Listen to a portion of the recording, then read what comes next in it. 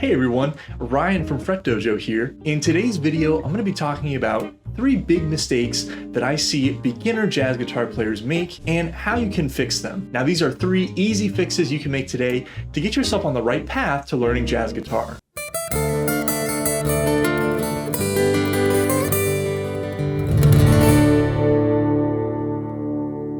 So the first mistake I want to talk about is waiting to have the right gear to start learning jazz guitar. If you're just starting out on jazz guitar, you might think that the first step is to go out and get yourself an arch top, a big hollow body jazz guitar, and throw some heavy flat wound strings on there to start getting that jazz guitar sound. But you can actually start studying jazz on any instrument, and there's a few quick tips that can give you a great jazz sound on nearly any setup.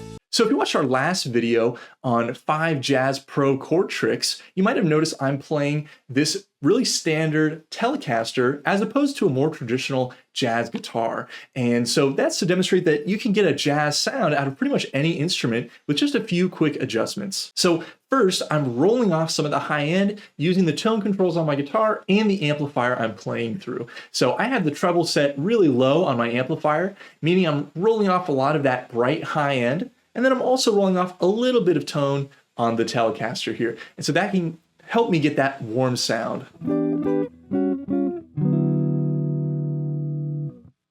The next thing I'm doing is, in the right hand, I'm picking closer to the neck than I am the bridge. When we pick back close to the bridge, we get a much more thin and really clear sound, but one that's not particularly warm. It sounds a bit more stringy. We get a lot more string sound, as opposed to closer to the neck. Much rounder sound. Then in terms of the left hand, I'm trying to kind of make the notes sound a little bit fatter by getting rid of some of the sustain in the strings. And I'm doing that by not pressing down too hard and kind of letting my fingers mute the notes a little bit as I'm playing them. So I'm limiting some of that sustain.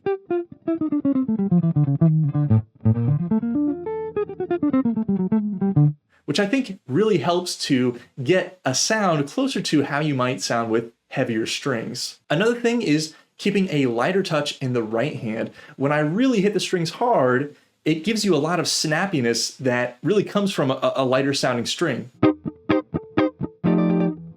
And that's great for something like a funk, rhythm situation. But when I'm playing a single note for jazz, I really want more of a warm sound. So when I play lighter, I find I can get a rounder sound. I'm not getting so much of that snappiness from the lighter strings.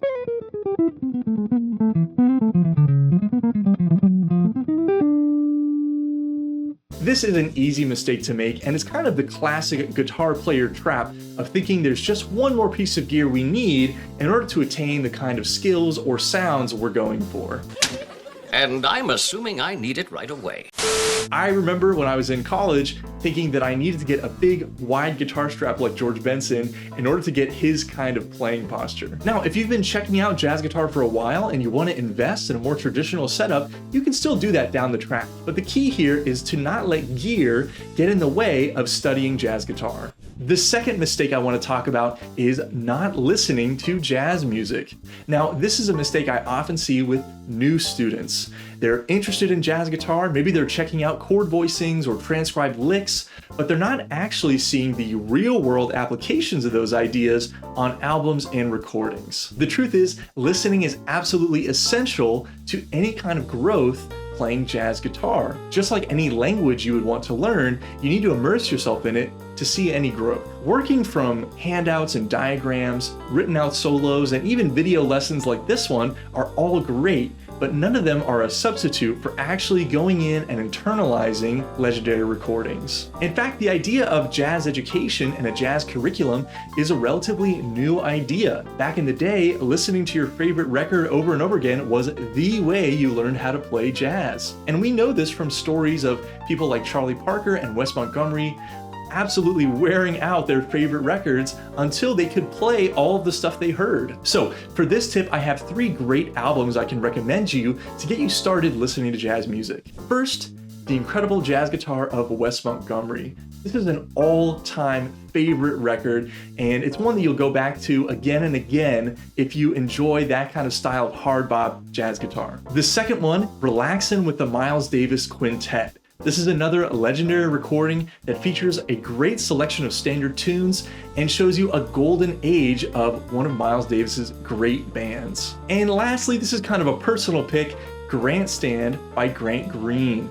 Now, this is an awesome example of the organ trio set up for jazz guitar, and it's just such a groovy record that features some really awesome tunes and some great playing from Grant Green. Now, I recommend these albums with one small caveat, and that's that these are some of my favorite jazz albums. The true best recommendation I can make is for you to go explore, find an album that you really love, and listen to that over and over again. And now we come to mistake number 3, not studying tunes. So as a newcomer to jazz or jazz guitar, it might feel like playing a tune is kind of the end goal of the learning process. You're checking out chord voicings, arpeggios, scales, maybe you're even transcribing some licks or checking out some cool 2-5-1 patterns, and now you're ready to put that all together and play a tune. But this is actually totally backwards. What? Bro, what are you talking about? All of that material is great for developing your fretboard knowledge or helping your technique, but none of it can actually be put into practice without a vehicle for all of that information, namely a song. This allows us to begin with the end in mind for our practicing. So if we want to play a gig or we want to go sit in and play at a jam session, a tune is going to be the vehicle we use to express all of the time we've spent on our guitar. So my recommendation here is to pick a song and let that be the blueprint for your entire practice routine. You might spend some time listening to a bunch of different renditions. If it's a Great American Songbook tune, I definitely recommend finding an early vocal rendition of the tune. That way you can get a really straightforward rendition of the melody. Frank Sinatra and Tony Bennett are usually really great for this kind of listening. Then you can learn the melody and the chord changes. This is a great time to check out the chords. Are there any new chord types that you're not familiar with, or maybe some altered dominant extensions or things you haven't seen before? This is a great opportunity for you to expand your chordal vocabulary. If it's a well-known recording, or if it's from a particularly well-known artist, it's likely you can find a written transcription available online. But I will say the transcribing process is often most effective when it's done very slowly and by ear. The great thing about letting tunes be the guide of your learning is that it's a cumulative process. Even though you might be learning a new tune every time, you're not starting from scratch, and the things you learn in one song can really help you on the next song you learn. Once you have a few jazz standards under your belt, you'll find that the rate at which you learn tunes absolutely skyrockets. A lot of the basic units of harmony, melodic ideas, and things like that are common amongst standard tunes. So once you learn 4 or 5 tunes, it makes the next 4 or 5 that much easier. So with these 3 tips in mind, you're ready to get your jazz guitar journey started off on the right foot. If you're looking for even more of a boost, be sure to check out the description below for a special offer on the Fret Dojo Jazz Guitar Academy. There you'll find a ton of tune-based lessons, as well as skill builders, guest masterclasses, and a community of friendly, like-minded jazz guitar students. We hope to see you there.